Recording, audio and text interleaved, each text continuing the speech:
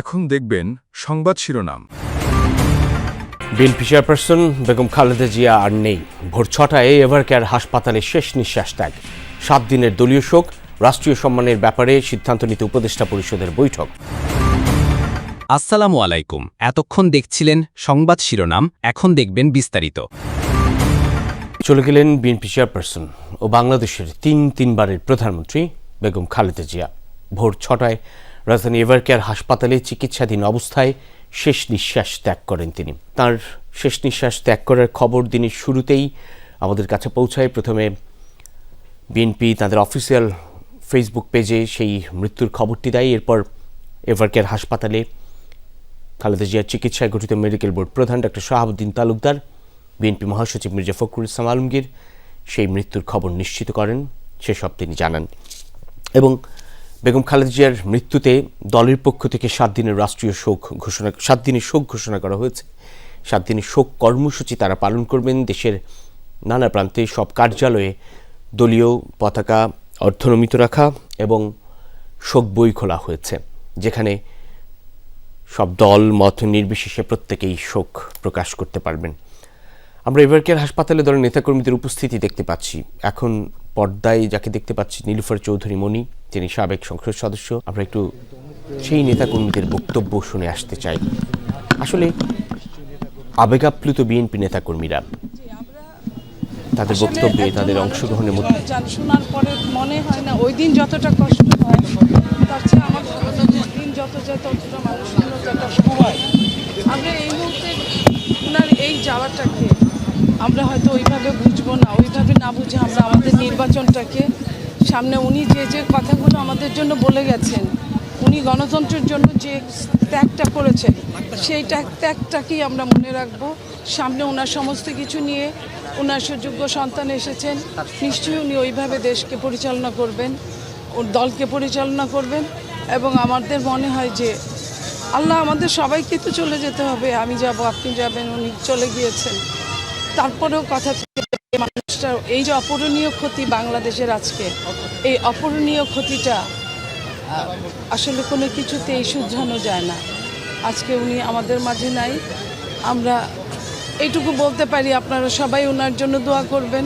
আমরা আসলে ওনার সাথে অনেকগুলো দিন আমরা আসলে এটা ভুলতে পারছি না যে আমরা কিভাবে সামনের দিনগুলো চলবো। তারপরেও আমরা মনে করি যে কোনো কিছুর জন্য থেমে থাকে না, হয়তো বা থেমে থাকবেও না। কিন্তু ভালো এবং মন্দটা আজকের এই অস্থির রাজনীতিতে ওনাকে ভীষণ প্রয়োজন ছিল। ওনার এই প্রয়োজনটা হয়তো আল্লাহ ভালো মনে করেছেন, এটাই হতে পারে।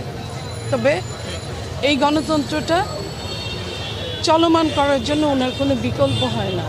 সারাটা জীবন একজন গৃহবধূ থেকে সারাটা জীবন দেশবাসীর জন্য দিয়ে প্রমাণ করে গেছে যে মানুষ চাইলে কি না পারে, অনেক কিছু। একটু জানিয়ে রাখি, বিএনপির মহাসচিব মির্জা ফখরুল ইসলাম আলমগীর তিনি সকাল 10:30টায় উপদেষ্টা পরিষদের যে বৈঠকটি হবে রাষ্ট্রীয় অতিথি ভবন যমুনায়, যেখানে প্রধান উপদেষ্টা ডক্টর মোহাম্মদ ইউনূসের বাসভবনও বটে সেখানে বিএনপি মহাসচিব মির্জা ফখরুল ইসলাম আলমগীরকে উপস্থিত থাকার জন্য প্রধান উপদেষ্টার পক্ষ থেকে আহ্বান জানানো হয়েছে। প্রধান উপদেষ্টা এর আগে কথা বলেছেন, টেলিফোনে শোক তো প্রকাশই করেছেন। তারও আগে বিএনপি চেয়ারপারসন বেগম খালেদা জিয়া যখন হাসপাতালে ভীষণ সংকটে, জীবন মৃত্যুর সন্ধিক্ষণে, তখনও প্রধান উপদেষ্টা, 3 বাহিনী প্রধান সহ অন্যান্য দলের নেতৃবৃন্দ তারা এসেছিলেন দেখতে। আজকের কথা বলতে হয় যে রাষ্ট্রীয় অতিথি ভবন যমুনায় যে উপদেষ্টা পরিষদের বৈঠক হবে, সেই বৈঠকের মধ্য দিয়ে বিএনপি চেয়ারপারসন বেগম খালেদা জিয়াকে কী করে রাষ্ট্রীয় মর্যাদা দেয়া যায়, কিংবা কি কর্মসূচি গ্রহণ করা যায়, কিংবা কীভাবে কী প্রক্রিয়ায় কোন বিষয়গুলো সম্পন্ন হবে সেসব নির্ধারিত হবে। এবং সেই বৈঠকে থাকার জন্য বিএনপি মহাসচিব মির্জা ফখরুল ইসলাম আলমগীরকে আহ্বান জানানো হয়েছে। তিনি ইতিমধ্যেই এভারকেয়ার হাসপাতাল থেকে রাষ্ট্রীয় অতিথি ভবন যমুনার উদ্দেশ্যে রওনা হয়েছেন। এর পাশাপাশি বেলা 12:30টায় গুলশানে বিএনপি চেয়ারপারসনের কার্যালয়ে দলের স্থায়ী কমিটির একটি বৈঠকও অনুষ্ঠিত হবে এবং সেই বৈঠকে দল চূড়ান্তভাবে অনেক কিছু নির্ধারণ করবে। কেননা আপনারা শুনছিলেন এর আগেই একজন সাধারণ কর্মী, তার দাবি যেন বিএনপি চেয়ারপারসন বেগম খালেদা জিয়াকে দলের প্রতিষ্ঠাতা প্রয়াত রাষ্ট্রপতি জিয়াউর রহমানের সমাধিতে কিংবা সমাধির পাশেই সমাধিস্থ করা হয়।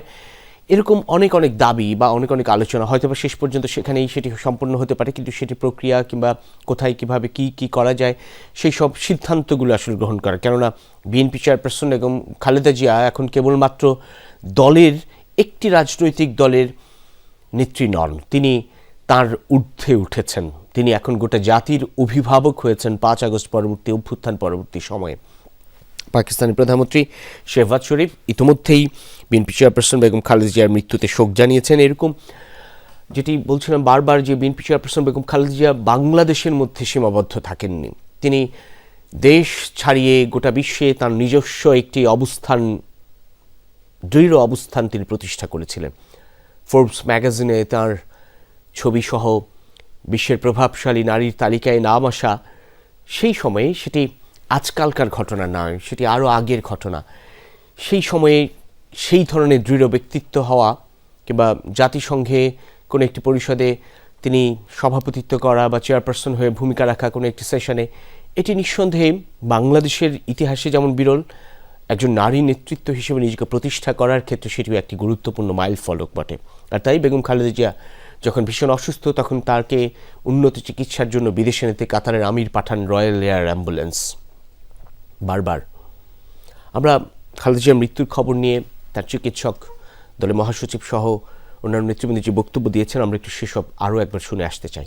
উনি আপনাদের শুনেছেন নভেম্বর মাসের 23 তারিখে 8:35 আমাদের এখানে অসুস্থ জ্বর নিয়ে ভর্তি হয়েছিলেন। আপনারা জানেন উনি বিভিন্ন জটিল রোগে আক্রান্ত ছিলেন।